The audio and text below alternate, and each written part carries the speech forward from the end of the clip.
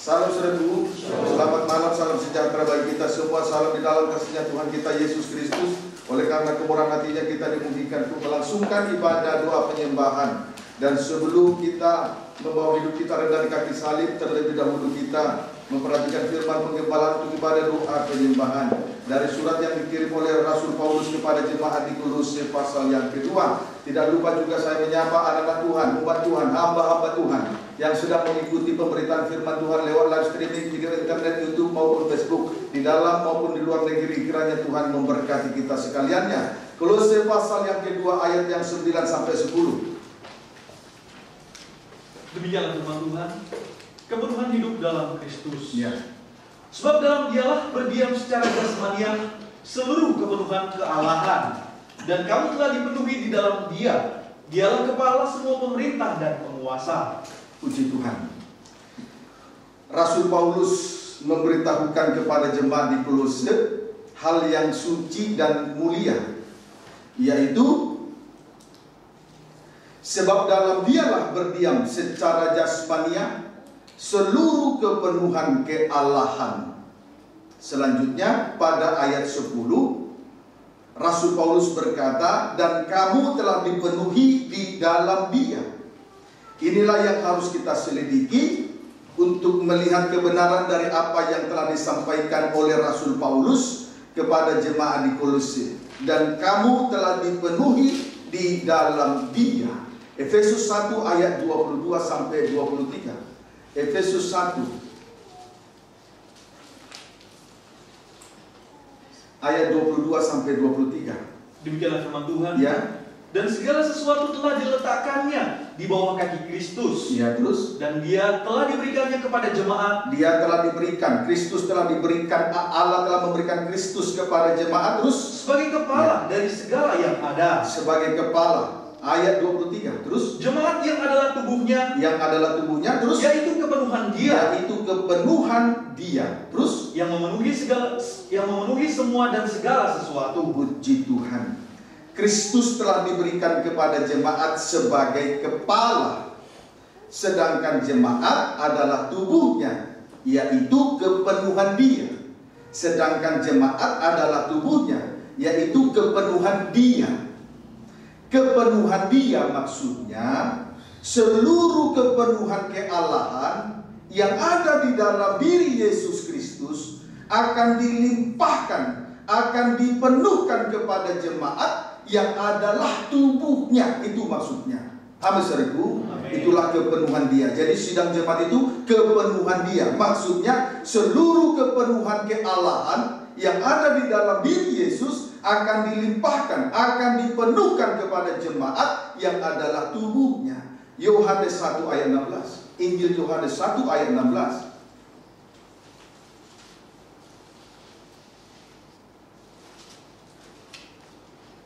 Demikianlah firman Tuhan. Ya. Karena dari kepenuhannya kita semua telah menerima kasih karunia demi kasih karunia. Dari kepenuhannya kita semua telah menerima kasih karunia demi kasih karunia. Berarti dari kasih karunia yang satu kita dibawa kepada kasih karunia yang lain, sampai akhirnya sempurna. Sampai akhirnya gereja Tuhan sempurna. Misalnya setelah kita disucikan dari dosa benci, Ia juga akan menyucikan kita dari dosa iri hati. Kemudian menyucikan kita dari dosa dengki, dan menyucikan kita dari dosa yang lainnya sampai sempurna. Amin, saudaraku. Jadi dari kepenuhannya lah kita menerima kasih karunia demi kasih karunia. Dari kasih karunia yang satu kita dibawa kepada kasih karunia yang lain. Misalnya setelah kita disucikan dari dosa benci, Ia juga akan menyucikan kita dari dosa iri hati. Kemudian menyucikan kita dari dosa yang lain, misalnya dengki dan dosa-dosa yang lain, sampai pada akhirnya kasih karunia itu membawa kita kepada kesempurnaan. Ayat 17. Sebab hukum Taurat diberikan oleh Musa. Hukum Taurat dari Musa. Terus, tetapi kasih karunia dan kebenaran datang oleh Yesus Kristus. Puji Tuhan. Kita lihat dulu antara hukum Taurat dan kasih karunia. Hukum Taurat diberikan oleh Musa. Hukum Taurat diberikan oleh Musa. Tetapi kasih karunia dan kebenaran datang dari Yesus Kristus. Tetapi kasih karunia dan kebenaran datang dari Yesus Kristus. Kita lebih rinci melihat tentang hukum Taurat dan kasih karunia ini di dalam Ibrani 10 ayat 1 sampai dengan 4. Ibrani pasal yang ke-10 ayat 1 sampai dengan ayat yang ke-4. Silakan.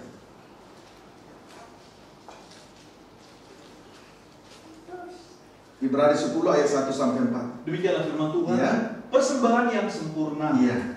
Di dalam hukum Taurat hanya terdapat bayangan saja dari keselamatan yang akan datang, dan bukan hakikat dari keselamatan itu sendiri. Iya, bukan hakikat dari keselamatan itu sendiri. Ibadah Taurat, ibadah lahiriah itu adalah bayangan saja.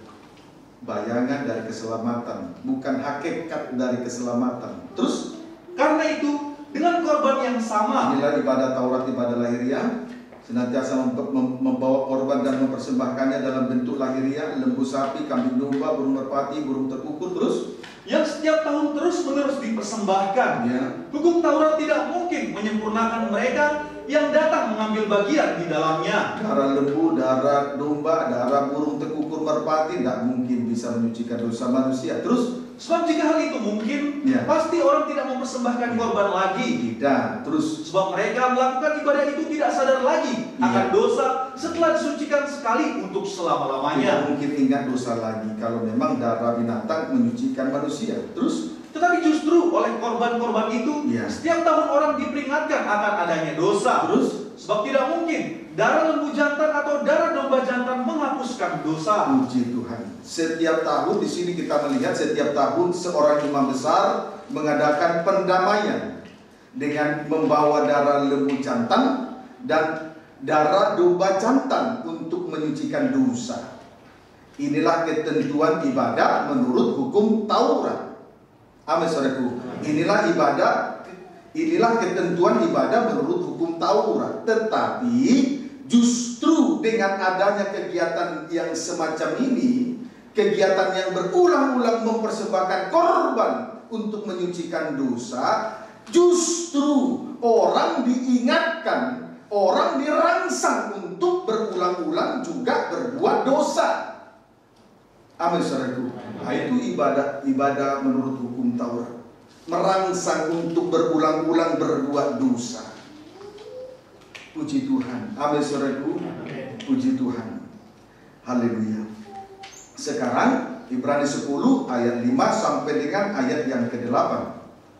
Karena itu ketika ia masuk ke dunia, dia berkata, ketika Yesus dari surga turun ke bumi, terus korban dan persembahan tidak engkau kehendaki. Dia sadar betul Allah Bapa tidak menghendaki korban dalam bentuk darah lembu sapi, kambing domba atau burung merpati terkukur. Terus, tetapi engkau telah menyediakan tubuh bagiku, tubuh Yesus. Terus, kepada korban bakaran dan korban menghapus dosa engkau tidak berkenan. Nah, dia mengatakan berarti dia sadar betul akan hal itu. Ini juga harus menjadi perhatian kita masing-masing. Ibadah Taurat tidak berkenan kepada Tuhan dan kita harus sadar akan hal itu. Bagaimana juga dengan kehadiran kita pada saat malam ini. Kita menjalankan ibadah Taurat atau ibadah dengan segenap hati mengasihi Dia.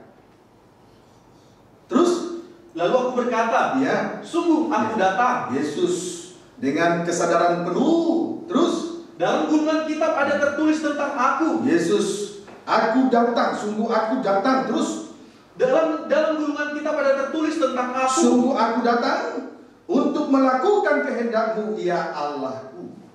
Puji Tuhan. Untuk melakukan kehendak Allah, kehendak-Mu, ya Allahku. Terus saya bilang, di atas ia berkata, korban dan persembahan. Korban dan persembahan. Terus, korban bakaran dan korban penghapus dosa tidak engkau kehendaki, dan kau tidak berkenan kepadanya, meskipun dipersembahkan menurut hukum Taurat. Allah tidak berkenan kepada korban dan persembahan, yaitu korban bakaran dan korban penghapus dosa, meskipun dipersembahkan menurut ketentuan dari hukum Taurat itu sendiri. Tapi saudaraku, Walaupun menjalankan ibadah itu sepertinya penuh dengan hikmat dan merendahkan diri, sebetulnya itu hanya menyiksa diri saja. Tetap saja Tuhan tidak berkenan. Amin, saudaraku. Tetap Tuhan tidak berkenan kepada ibadah yang dijalankan secara Taurat, ibadah lahiriah. Ayat yang ke-9. Dan kemudian katanya, itu ibadah Taurat. Sekarang kita bandingkan dengan ibadah yang sudah disempurnakan oleh darah salib. Ayat 9. Dan kemudian katanya, sungguh, aku datang untuk melakukan kehendak-Mu. Datang untuk melakukan kehendak Allah, meminum cawan Allah, menanggung penderitaan yang tidak harus ia tanggung di atas kayu salib. Itulah kehendak Allah Bapa. Terus yang pertama ia hapuskan hukum Taurat dihapuskan. Terus supaya menegakkan yang kedua. Perhatikan kalimat yang pertama, ia hapuskan. Ia datang, perhatikan tadi di atas tadi Yesus berkata, sungguh aku datang untuk melakukan kehendak-Mu ya Allah Bapa. Untuk melakukan kehendak-Mu ya Allahku. Yang pertama ia hapuskan supaya menegakkan yang kedua. Yang pertama itu menunjuk hukum Taurat. Yang kedua menunjuk kebenaran yang datang dari salib Kristus. Amin, saudaraku. Puji Tuhan. Sekarang kita akan melihat antara hukum Taurat, perbedaan hukum Taurat dengan kebenaran yang datang dari salib. Kasih karunia datang dari salib Kristus tadi. Matius pasal yang ke-5 ayat 17 terlebih dahulu.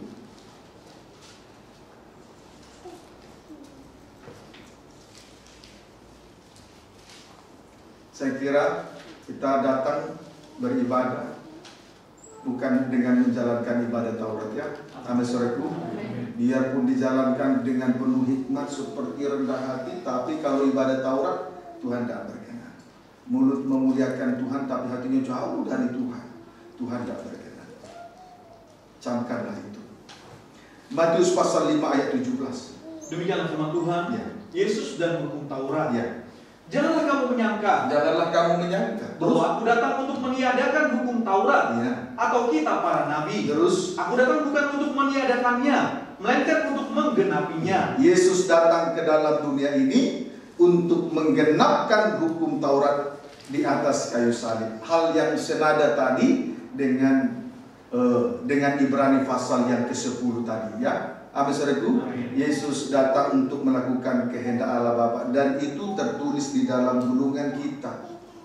Itu tertulis dalam gulungan kita. Saudaraku, sebagai anak domba Allah, Yesus adalah tunas Daud. Dia juga anak domba Allah yang telah disembelih.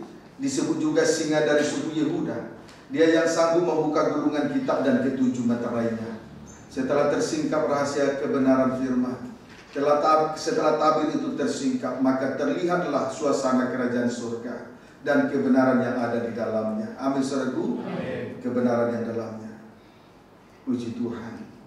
Kiranya dapat dipahami. Dan saudaraku, mari kita lihat kebenaran itu di dalam Injil. Saudara tulis saja di dalam Injil Matius pasal yang ke-5 ayat 17 sampai dengan ayat ke-8. Ayat 48 itu berbicara tentang hal Yesus dan hukum Taurat. Yesus dan hukum Taurat serta perbedaannya. Berbicara tentang hal Yesus dan hukum Taurat dan perbedaannya.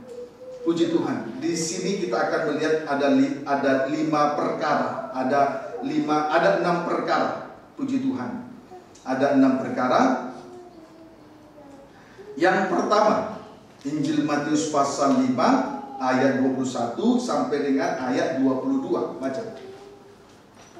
Demikianlah firman Tuhan. Ada 6 perkara. Yang pertama, Injil Matius pasal 5 ayat 21 sampai dengan ayat yang ke-22. Baca. Kamu telah mendengar yang difirmankan kepada nenek moyang kita. Ya, terus? Jangan membunuh. Jangan membunuh, itu hukum Taurat. Terus? Siapa yang membunuh harus dihukum. Terus? Tetapi aku berkata kepadamu, ya, setiap orang yang marah terhadap saudaranya, terus harus dihukum. Harus dihukum. Terus? Siapa yang berkata kepada saudaranya, kafir Kafir terus harus dihadapkan ke mahkamah agama. ya, Dan siapa yang berkata jahil ya, harus diserahkan ke dalam neraka yang menyala-nyala. diserahkan ke dalam neraka yang menyala-nyala. Perhatikan, menurut hukum Taurat jangan membunuh. Menurut hukum Taurat jangan membunuh.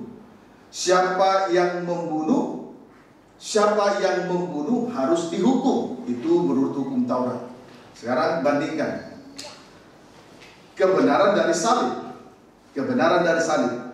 Setiap orang yang marah terhadap saudaranya harus dihukum. Jadi kontras sekali, kontradiksi. Amin, saudaraku? Amin. Kontradiksi antara hukum Taurat dan kebenaran dari salib. Kontradiksi. Tadi saya ulangi, menurut hukum Taurat jangan membunuh. Siapa yang membunuh dihukum. Sedangkan kebenaran yang dari salib, setiap orang yang marah terhadap saudaranya harus dihukum. Jadi kontradiksi, berbanding, perbedaannya jauh, kontras sekali. Amin, saudaraku. Setiap orang, kalau kebenaran dari salib, setiap orang yang marah terhadap saudaranya harus dihukum. Misal contoh atau misal marah di sini. Istri pertama berkata kafir saudaranya kepada saudaranya, ia harus dihadapkan ke mahkamah agama. Ya, misalnya marah ini, misalnya istri pertama berkata kafir kepada saudaranya, ia harus dihadapkan ke mahkamah agama. Strip yang kedua berkata jahil kepada saudaranya, diserahkan ke dalam neraka yang menyala-nyala. Jadi berbanding terbalik, kontradiksi sekali. Amin, saudara. Amin. Puji Tuhan. Haleluya. Nah, praktek menegakkan kebenaran dari salib. Yang pertama ini ya, Matius 5 ayat 23 sampai 24. Sebab itu, jika engkau mempersembahkan persembahanmu di atas mezbah, Ini praktek menegakkan kebenaran dari salib ya. Terus, dan engkau teringat akan sesuatu yang ada dalam hati saudaramu terhadap engkau, teringat terhadap orang lain, ada ganjalan di dalam hati terhadap orang lain. Terus, tinggalkanlah persembahanmu di depan mezbah tinggalkan itu, dulu persembahanmu di depan mezbah itu. Terus, dan pergilah berdamai dahulu dengan saudaramu, ya, lalu kembali untuk mempersembahkan persembahanmu itu. puji Tuhan. Untuk menjalankan ibadah dan pelayanan, terlebih dahulu berdamai dengan sesama. Puji Tuhan. Seorang hamba Tuhan yang sudah menerima jabatan gembala juga harus terlebih dahulu berdamai dengan istrinya. Dan istrinya juga harus menyadari bahwa korban dan persembahan tidak berkenan kepada Allah. Amin, saudaraku. Dan sebaliknya istrinya juga harus menyadari bahwa korban dan persembahan, korban bakaran dan korban penghapus dosa tidak berlaku, tidak berkenan kepada Tuhan. Jadi ada hubungan timbal balik. Amin, saudaraku.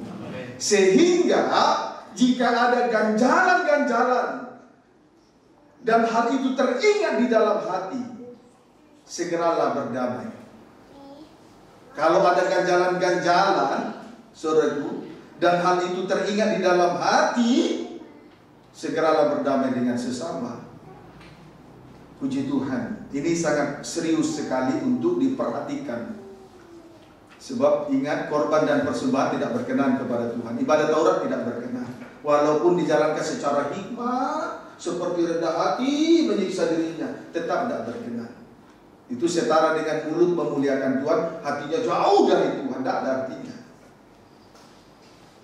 Jadi kalau ada ganjalan-ganjalan di dalam hati, kalau teringat itu ganjalan karena ada masalah dengan sesama, kalau teringat, ayo segera berdamai terlebih dahulu. Puji Tuhan. Haleluya. Ayat 25 sampai 26. Nah, ini praktek menegakkan kebenaran dari salib. Ayat 25 sampai 26. Terus, segeralah berdamai dengan lawanmu. Nah, terus, selama engkau bersama-sama dengan dia di tengah jalan, selama masih ada kesempatan. Perjalanan kita menuju Yerusalem baru tidak saudaraku, ini detik-detik, kalau kita kaitkan dengan waktu, ini sudah detik-detik terakhir. Kalau dikaitkan dengan ukuran jarak tempuh ini pada mil-mil terakhir. Artinya kesempatan yang sedikit sempit, gunakanlah sebaik mungkin untuk segera berdamai dengan sesama. Terus supaya lawanmu itu jangan menyerahkan engkau kepada hakim. Tujuannya supaya lawan jangan menyerahkan kepada hakim. Kemudian dan hakim itu menyerahkan engkau kepada pembantunya. Selanjutnya hakim itu juga akan menyerahkan kepada pembantunya untuk dilemparkan ke dalam penjara. Itu tujuannya. Amin, saudaraku. Selagi masih ada kesempatan, selagi ada waktu, sebab ini berada pada detik-detik terakhir di mana kedatangan Tuhan sudah tidak lama lagi. Kalau dikaitkan dengan jarak tempuh, kita sudah berada pada mil-mil yang terakhir. Maka selama masih ada kesempatan, berdamailah. Tujuannya supaya lawan jangan menyerahkan kepada hakim, karena hakim akan menyerahkan kepada pembantunya untuk selanjutnya dilemparkan ke dalam penjara. Ayat 26. Aku berkata kepadamu, Ya, sesungguhnya engkau tidak akan keluar dari sana sebelum engkau membayar hutangmu sampai lunas. selama tidak mau berdamai dengan lawan, itu adalah hutang darah kepada Tuhan. Kiranya dapat dipahami dengan baik. Saya waktu berbincang dengan Pak Marbu, saya sudah tanya, sudah selesai dengan Bapak Pendeta Timbul Siralahi di Batam? Beliau berkata, sudah. Maksud saya supaya sesuatu ganjalan yang lama tidak terulang lagi di tempat yang baru. Puji Tuhan. Sekarang yang kedua, kalau kita tidak mau berdamai itu hutangnya. Amin, saudaraku. Orang yang mengeraskan hati tidak mau berdamai itu hutang darah kepada Tuhan. Kiranya dapat dipahami dengan baik. Sebab itu tidak boleh keras hati.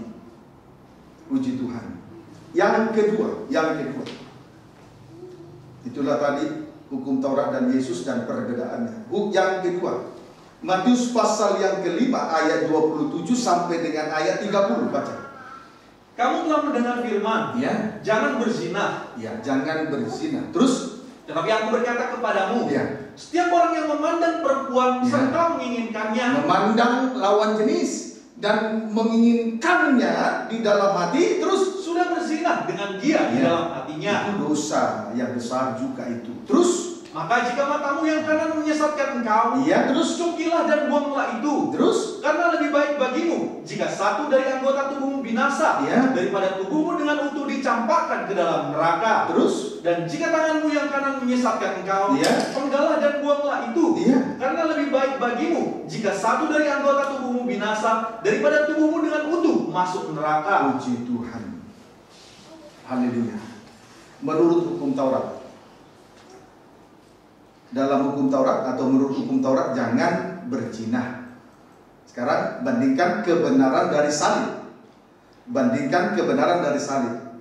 Setiap orang yang memandang perempuan serta menginginkannya sudah berzina dengan dia di dalam hatinya. Kontradiksi ya. Kalau dalam hukum Taurat jangan berzina, berarti memandang perempuan lawan jenis dan menginginkannya boleh, tapi di dalam kebenaran dari salib tidak seperti itu. Memandang perempuan dan menginginkannya dalam hati itu sudah berzina. Amin, saudaraku. Apalagi pacaran. Kiranya dapat dipahami dengan baik. Puji Tuhan. Ya. Sekarang kita akan melihat, baca kembali dulu ayat 30, ayat 29 sampai 30. Maka jika matamu yang kanan menyesatkan engkau, Ya. cukilah dan buanglah itu. Cungkil saja. Terus, Karena lebih baik bagimu jika satu dari anggota tubuhmu binasa jangan merasa sayang dengan dosanya. Terus, daripada tubuhmu dengan utuh Ya. dicampakkan ke dalam neraka. ayat 30. Dan jika tanganmu yang kanan menyesatkan engkau, Ya. penggalah dan buanglah itu. Penggal saja, tidak usah merasa sayang dengan dosa yang dia perbuatnya. Terus, Karena lebih baik bagimu Ya. jika satu dari anggota tubuhmu binasa Ya. daripada tubuhmu dengan utuh masuk neraka. praktek menegakkan kebenaran salib. Jika mata kanan menyesatkan seseorang, cungkil dan buanglah itu. Nah, itu praktek menegakkan kebenaran salib. Jika mata kanan menyesatkan seseorang, cungkil dan buang. Kemudian, jika tangan kanan menyesatkan seseorang, penggal dan buang. Amin, saudaraku.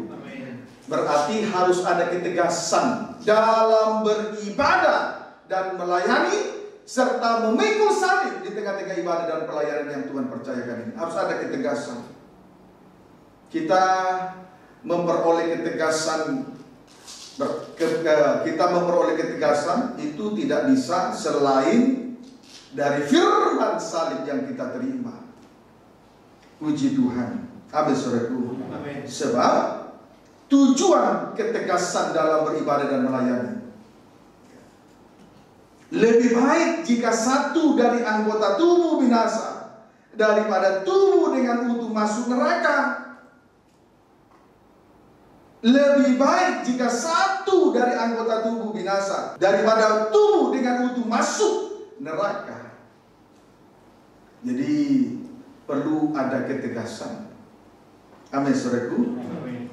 Saudaraku, firman Allah itu berkuasa untuk mencungkil mata kanan yang menyesatkan dan memenggal tangan kanan yang menyesatkan seseorang. Sebab firman Allah itu lebih tajam dari pedang bermata dua manapun. Ia menusuk, ia mencungkil mata yang menyesatkan, dan juga berkuasa memenggal tangan kanan yang menyesatkan seseorang.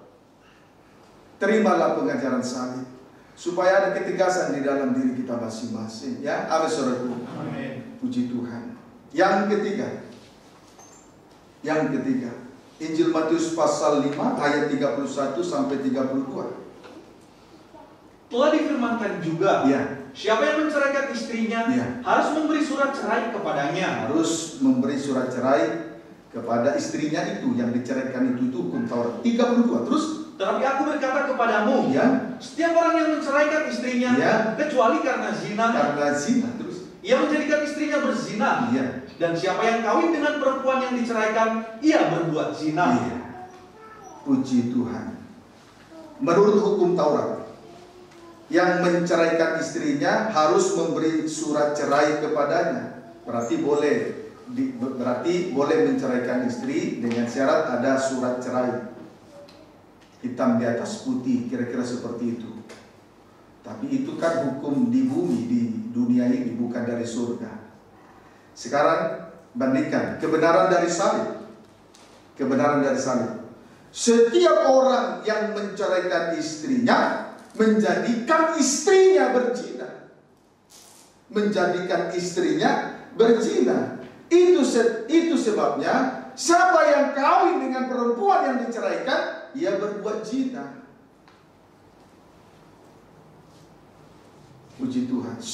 Itu sebabnya siapa yang kawin dengan perempuan yang diceraikan, ia berbuat zina.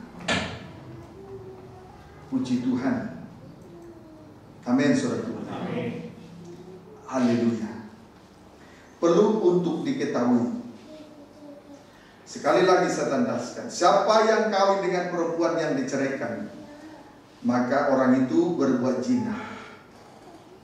Jadi dalam Tuhan tidak boleh menceraikan istrinya. Seorang laki-laki, dia sudah meninggalkan ayah dan ibunya untuk bersatu dengan perempuan. Dari sejak semula ajaran itu sudah ditetapkan. Dan akhirnya juga ajaran itu juga ditetapkan. Maka pengajaran salib harus ditegakkan. Yang pertama hukum Taurat yang pertama dibuang, dihapuskan. Yang kedua ditegakkan. Pengajaran salib harus ditegakkan supaya pengajaran yang pertama soal nikah dalam Kejadian itu harus sampai membawa kepada pesta nikah anak domba dalam kitab Wahyu. Amin, saudaraku. Yang ada, sebab dia adalah Alfa dan Omega. Yang ada, yang sudah ada, dan yang akan datang. Yang hidup mati, hidup. Nikah Adam dan Hawa untuk sampai kepada nikah yang rohani, di tengah-tengahnya hidup mati hidup, salib. Amin, saudaraku. Puji Tuhan. Jadi jangan dirubah-rubah dengan cara-cara yang lain. Puji Tuhan. Sekarang yang keempat, Injil Matius pasal yang kelima, ayat 33 sampai dengan ayat 36. Baca. Kamu telah mendengar pula yang difirmankan kepada nenek moyang kita. Ya. Jangan bersumpah palsu. Jangan bersumpah palsu, terus melainkan peganglah sumpahmu di depan Tuhan. berarti boleh menurut hukum Taurat bersumpah. 34. Tetapi aku berkata kepadamu, Ya. jangan sekali-kali bersumpah, baik demi langit karena langit adalah tahta Allah. Ya, terus Maupun demi bumi, Ya. karena bumi adalah tumpuan kakinya. Terus Ataupun demi Yerusalem, Ya. karena Yerusalem adalah kota raja besar. ya. Terus Janganlah juga engkau bersumpah demi kepalamu, Ya. karena engkau tidak berkuasa memutihkan atau menghitamkan sehelai rambut pun. puji Tuhan. Menurut hukum Taurat jangan bersumpah palsu, melainkan peganglah sumpahmu di depan Tuhan. Pendeknya boleh bersumpah asal sumpah itu betul-betul dipegang di hadapan Tuhan. Sedangkan kebenaran dari salib jangan sekali-sekali bersumpah. Tidak boleh bersumpah. Kontradiksi sekali ya. Amin, saudaraku. Tidak boleh, jangan bersumpah. Janganlah sekali-sekali bersumpah. Jangan sekali-sekali bersumpah. Baik demi langit. Baik demi langit. Alasannya, saudaraku, alasannya titik 2. Karena langit adalah tata Allah. Karena langit adalah tata Allah. Amin, saudaraku. Amin. Puji Tuhan. B. Baik demi bumi. Alasannya, karena bumi adalah tumpuan kakinya. Karena bumi adalah tumpuan kakinya. 2018 tahun yang lalu, Yesus turun ke bumi dan telah meninggalkan teladannya bagi kita. Untuk itulah kita dipanggil. Sehingga setiap tapak yang ditinggalkannya itu kita ikuti dengan tepat dan persis. Nah, sebab itu jangan dinodai, jangan keluar dari jejak yang ditinggalkan itu. Amin, saudaraku. Puji Tuhan. Jangan dinodai hanya karena sumpah ini, sumpah itu. C. Baik demi Yerusalem. Baik demi Yerusalem. Alasannya, karena Yerusalem adalah kota raja besar. Karena Yerusalem adalah kota raja besar. Yerusalem adalah pusat kerajaan damai sejahtera, tempat kita beribadah dan melayani. Jadi jangan sampai tempat kita beribadah dan melayani juga dirusak hanya karena sumpah. Amin, saudaraku. Jangan dirusak tempat ibadah dan pelayanan hanya karena sumpah. Terlalu banyak kita bicara sumpah ini, sumpah itu. Puji Tuhan. D. Baik demi kepala sendiri. Baik demi kepala sendiri. Alasannya, karena setiap orang tidak berkuasa memutihkan atau menghitamkan sehelai rambut pun. Siapa yang membuat rambutnya cap putih, cap hitam, cap merah, jangan lagi ya. Amin, saudaraku. Kalau itu firman jangan ditolak. Taklukkanlah diri kepada Tuhan. Amin, saudaraku. Jangan takluk kepada hati, pikiran dan perasaan manusia daging. Puji Tuhan. Sekarang ayat 37.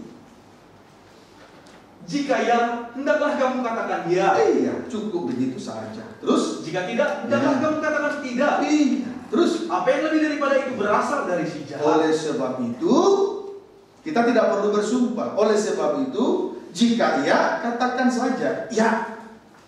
Jika tidak, katakan saja tidak. apapun resikonya yang harus ditanggung.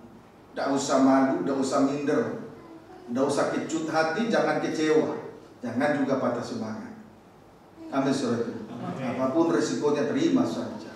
Ya di atas ya, tidak di atas tidak. Lebih daripada itu berasal dari si jahat, berasal dari si setan. Sebab setan itu 3 karakter atau 3 tabiat yang paling mendasar dari setan. 1, membunuh manusia dari sejak semula. 2, tidak ada kebenaran dalam dirinya. 3, bapa pendusta. Jadi setiap orang yang berdusta adalah anak setan, karena dia adalah bapa setan. Setan adalah bapa pendusta. Berarti kalau orang berdusta, dia adalah anak setan. Paham, saudaraku? Puji Tuhan. Yang kelima. Injil Matius pasal yang kelima ayat 38 sampai 39. Kamu telah mendengar firman, ya. Mata ganti mata dan ganti mata, gigi ganti gigi. Terus, tetapi aku berkata kepadamu, ya. Janganlah kamu melawan orang yang berbuat jahat kepadamu, ya. Melainkan siapapun yang menampar pipi kananmu, berilah juga kepadanya pipi kirimu. Ya. Menurut hukum Taurat, mata ganti mata, gigi ganti gigi. Arti rohaninya, kejahatan dibalas dengan kejahatan. Arti rohaninya untuk kita sekarang adalah kejahatan dibalas dengan kejahatan. Itu boleh dalam hukum Taurat. Itu boleh menurut hukum Taurat. Sekarang bandingkan kebenaran dari salib. Kebenaran dari salib. Janganlah membalas kejahatan dengan kejahatan. Sebaliknya, apabila pipi kanan ditampar, berilah juga pipi kiri. Sebaliknya, apabila pipi kanan ditampar, berilah juga pipi kiri. Puji Tuhan.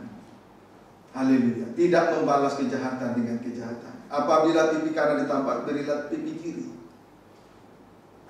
Puji Tuhan. Jadi yang merasakan bukan hanya pipi kanan, tapi pipi kiri juga harus merasakan. Itulah yang dirasakan oleh Tuhan di atas kayu salib. Tuhan sudah menanggung semua kesalahan kita, semua kejahatan, semua kenajisan, kekeliruan kita selama hidup. Semuanya dirasakan. Jadi tidak hanya pipi kanan yang dirasakan, pipi kiri juga dirasakan. Ya, amin, saudaraku. Sebab Yesus telah menanggungnya. Semua dirasakannya, semua ditanggungnya di atas kayu salib. Itu kebenaran dari salib. Puji Tuhan. Sekarang ayat 40 sampai dengan ayat 42. Dan kepada orang yang hendak mengadukan engkau karena mengingini bajumu, ya. Serahkanlah juga jubahmu. Serahkan jubahmu. Terus, dan siapapun yang memaksa engkau berjalan sejauh 1 mil, berjalanlah bersama dia sejauh 2 mil. Terus, berilah kepada orang yang meminta kepadamu, dan janganlah menolak orang yang mau meminjam daripadamu. Puji Tuhan. Praktek menegakkan kebenaran salib. Praktek menegakkan kebenaran salib. Kepada orang yang hendak mengingini baju, serahkanlah juga jubahmu. Itu praktek menegakkan kebenaran salib. Kepada orang yang hendak mengingini bajumu, serahkanlah juga jubahmu. Strip pertama, baju atau pakaian, itu menunjuk kepada perbuatan. Baju atau pakaian menunjuk perbuatan. Puji Tuhan. Strip yang kedua, jubah. Jubah itu adalah pakaian. Jubah yang indah menunjuk pakaian imam besar. Jubah yang indah itu adalah pakaian imam besar dalam tanda kematian. Itu menunjuk baju efod. B, kebangkitan. Itu menunjuk gamis baju efod. A, kematian dalam tanda kematian, ya, menunjuk baju efod. Kuasa kematian, Yesus mengubur hidup yang lama. B, kebangkitan menunjuk gamis baju efod. B, kebangkitan menunjuk gamis baju efod. Puji Tuhan. Kuasa kebangkitan, hidup dalam hidup yang baru, hidup di dalam kesucian, dan memberi diri dipimpin oleh Roh Tuhan. Haleluya. C. Kemuliaan. C. Kemuliaan itu menunjuk lenan halus atau pakaian putih berjala-jala. Pakaian putih berjala-jala. Puji Tuhan. Jadi saudaraku, pakaian putih berjala-jala ini itu bentuknya mata. Jadi saat ini Yesus naik ke surga itu tanda dalam kemuliaan. Namun Dia tetap memperhatikan kita pribadi lepas pribadi. Tidak ada seorang pun yang tidak diperhatikan oleh Tuhan. Amin, saudaraku. Amin. Sebab jubah yang maha indah terdiri dari 3 bagian.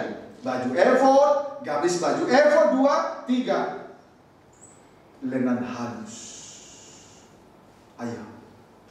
Kuasa kematian mengubur hidup lama. Kuasa kebangkitan hidup suci dan memberi diri dipimpin oleh Roh yang lama berlalu.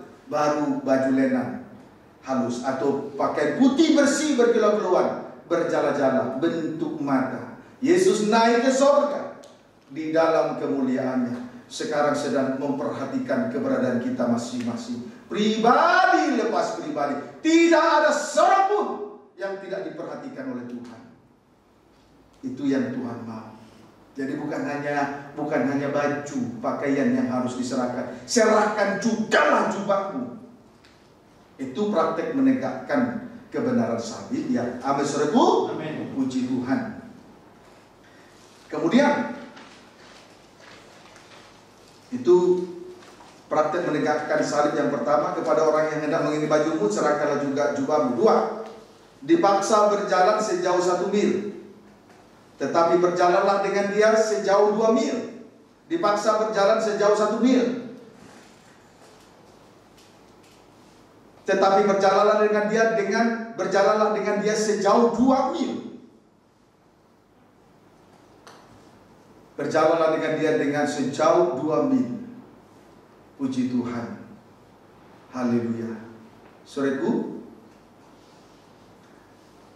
jalan ada 3 hal yang mengherankan Sulaiman, Amsal Sulaiman, Raja Salomo, yaitu jalan Raja Wali di udara, kemudian jalan ular di atas cadas, lalu jalan kapal di tengah lautan luas. Kemudian hal yang keempat yang sulit atau tidak dimengerti, jalan seorang laki-laki dengan seorang gadis. 3 hal yang mengherankan, hal yang keempat itu sulit untuk dimengerti. Berarti dengan berjalan 2 mil, sejauh 2 mil, saudaraku, hal-hal yang mengherankan, hal-hal yang sangat sulit untuk dimengerti akan terjadi.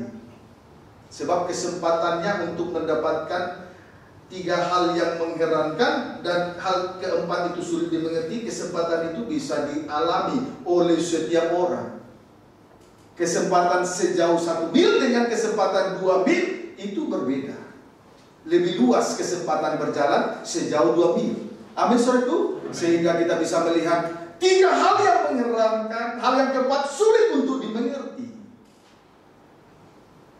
Sebab itu dalam perjalanan rohani kita tidak boleh cengeng, tidak boleh putus asa, tidak boleh anggap enteng didikan, tidak boleh putus asa. Tuhan mendidik orang yang diakuinya anak dan yang dikasihinya. Tidak ada anak yang tidak dihajar oleh seorang bapa.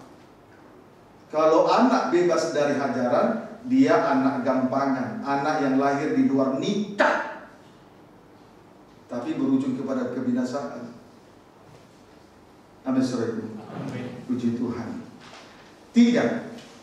Praktek untuk menegakkan kebenaran salib. Yang ketiga,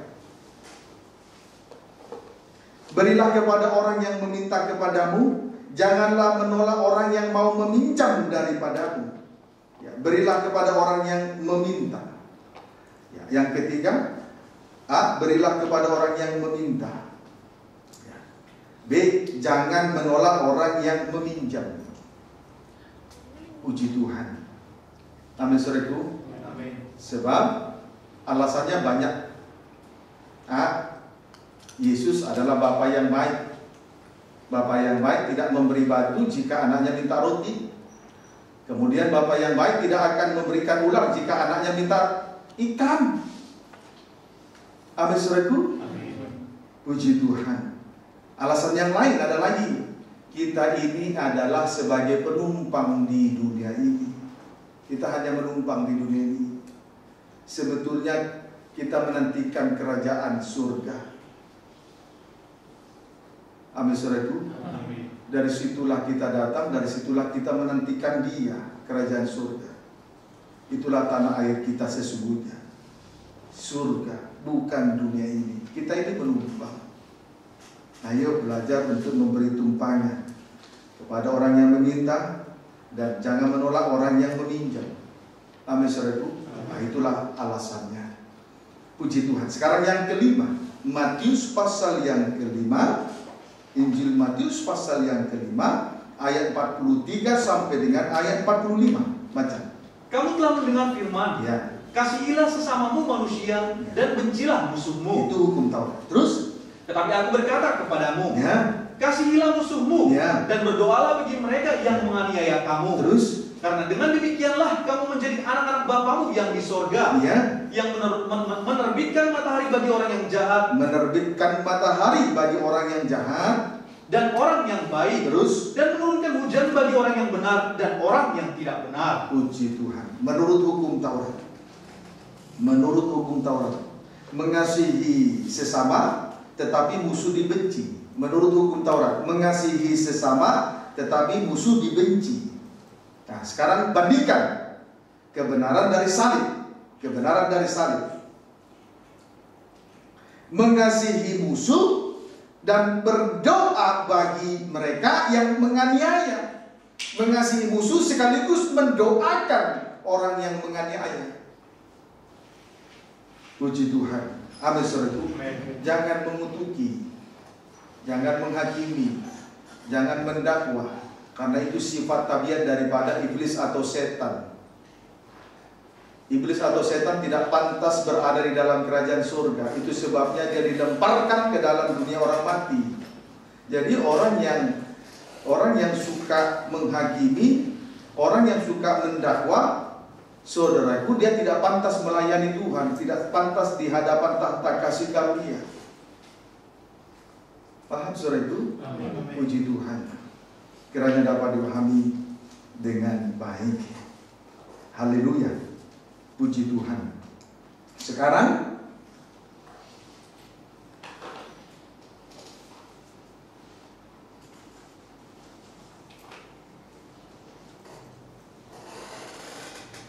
ayat 45 kembali baca. Karena dengan demikianlah, Ya, tadi mengasihi musuh dan mendoakan orang yang menganiaya. Karena dengan demikian terus kamu menjadi anak-anak Bapamu yang di sorga. Iya. Terus Yang menerbitkan matahari bagi orang yang jahat dan orang yang baik, ya. dan menurunkan hujan bagi orang yang benar dan orang yang tidak benar. Mengasihi musuh dan berdoa kepada orang yang menganiaya. Dengan demikian kita menjadi anak-anak Allah Bapa di surga. Menjadi anak-anak Allah Bapa di surga. Berarti kalau membalas kejahatan dengan kejahatan, ya tidak diakui sebagai anak. Tetapi dengan demikian mengasihi musuh. Mengasihi musuh. Kemudian berdoa kepada yang menganiaya. Dengan demikian kita menjadi anak-anak Allah Bapa di surga. Perlu untuk diketahui, ya, sifat tabiat dari Allah Bapa di surga. Perlu untuk diketahui sifat tabiat dari Allah Bapa di surga. Strip pertama, Tuhan yang menerbitkan matahari kepada orang jahat dan kepada orang baik. Berarti kasih itu tidak memandang mata sebelah. Tidak hanya mengasihi yang baik. Strip yang kedua, Tuhan yang menurunkan hujan bagi orang benar dan bagi orang yang tidak benar. Jadi kasih itu harus pukul rata, tidak boleh memandang sebelah mata. Ya, amin, saudaraku. Puji Tuhan. Ayat 46 sampai dengan ayat 47. Apabila kamu mengasihi orang yang mengasihi kamu, Tidak boleh memandang sebelah mata, harus pukul rata saja. Terus, apakah upahmu? apa upahmu? Terus, Bukankah pemungut cukai juga berbuat demikian? sama dengan pemungut cukai. Terus, Dan apabila kamu hanya memberi salam kepada saudara-saudaramu saja, ya, apakah lebihnya daripada perbuatan orang lain? iya. Terus, Bukankah orang yang tidak mengenal Allah pun berbuat demikian? puji Tuhan. Kerugian apabila mengasihi sesama tetapi membenci musuh, tidak mendapat upah di sorga seperti pemungut cukai. Tidak mendapat upah, tidak mendapat sesuatu apapun, bahkan upah dari sorga, persis seperti pemungut cukai, tidak mendapat upah dari sorga. Kalau melayani hanya untuk cari uang, ya upahnya dari uang, tidak dari sorga upahnya. Ya, amin saudaraku. Puji Tuhan. Kalau melayani hanya cari uang, cari kerjaan, ya upahnya dari uang kerjaan, tidak dari surga. Puji Tuhan. Kemudian memberi salam, strip yang kedua, memberi salam kepada sesama saudara tapi tidak mempunyai. Ya, hanya memberi salam kepada sesama saudara. Ia tidak mempunyai kelebihan. Sama seperti orang yang tidak mengenal Allah, sama seperti orang yang di luar sana yang tidak tergembala. Puji Tuhan. Haleluya. Jadi kalau hanya memberi salam kepada sesama saudara, tidak mempunyai kelebihan, ya sama seperti orang yang tidak mengenal Allah, ya sama seperti orang yang ada di luar sana yang tidak mengerti kandang penggembalaan. Puji Tuhan. Jadi dapatlah kita mengambil kesimpulan bahwa jelas sekali bahwa tubuh atau sidang jemaat adalah kepenuhan Dia. Amin saudaraku. Dapatlah kita mengambil kesimpulannya bahwa sidang jemaat atau tubuhnya adalah kepenuhan Dia. Puji Tuhan. Kiranya dapat dipahami dengan baik. Injil Matius pasal yang kelima ayat 48. Karena itu haruslah kamu sempurna, Ya. sama seperti Bapamu yang di surga adalah sempurna. Puji Tuhan. Haleluya. Karena itu haruslah kamu sempurna, sama seperti Bapamu yang di surga adalah sempurna. Satu kali seorang pemudi setelah beberapa lama tiba di tempat ini menjadi keluarga Betania, dia bertanya, apakah mungkin saya bisa sempurna? Oh, apakah mungkin saya bisa sempurna? Lalu saya jawab, memang manusia tidak ada yang sempurna. Bahkan saya pun masih jauh dari sempurna. Masih terdapat banyak kelemahan di sana sini. Tetapi kebenaran dari salib harus ditegakkan. Itu saja titik. Menghapus yang pertama, menegakkan yang kedua. Untuk memenuhi segala sesuatunya di dalam kehidupan umat Tuhan. Tubuhnya adalah kepenuhan Dia. Kiranya dapat dipahami dengan baik. Ayat terakhir Efesus 1, Kolose 1 maksud saya.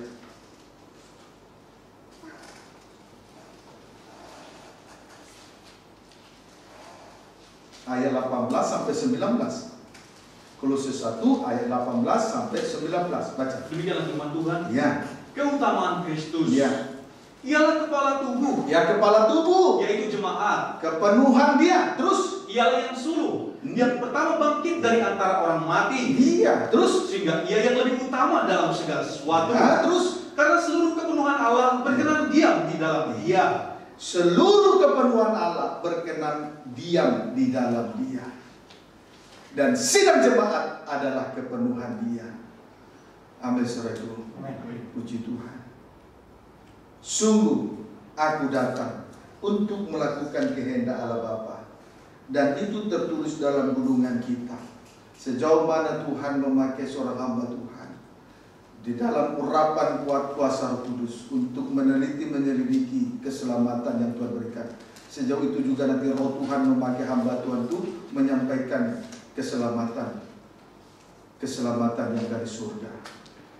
Amin. Saudaraku, puji Tuhan. Kita saling mendoakan sejauh mana kerinduan kita terhadap firman Tuhan. Sejauh itu nanti Tuhan berkemurahan bagi kita semua. Tuhan sedang mempersiapkan kehidupan kita, hati kita untuk diisi oleh firman Tuhan sejauh kerinduan di hati. Dan malam ini kita sudah melihat bahwa seluruh kepenuhan Allah berkenan diam di dalam Dia, dan sidang jemaat yang adalah tubuhnya adalah kepenuhan Dia. Kita sudah perhatikan tadi dalam 6 perkara perbandingan antara hukum Taurat dengan kebenaran yang dari salib.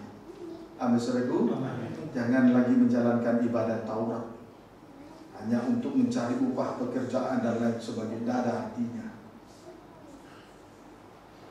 Tapi biarlah kita betul-betul apa yang keluar dari mulut diisi, itu berasal dari hati. Jangan omong kosong.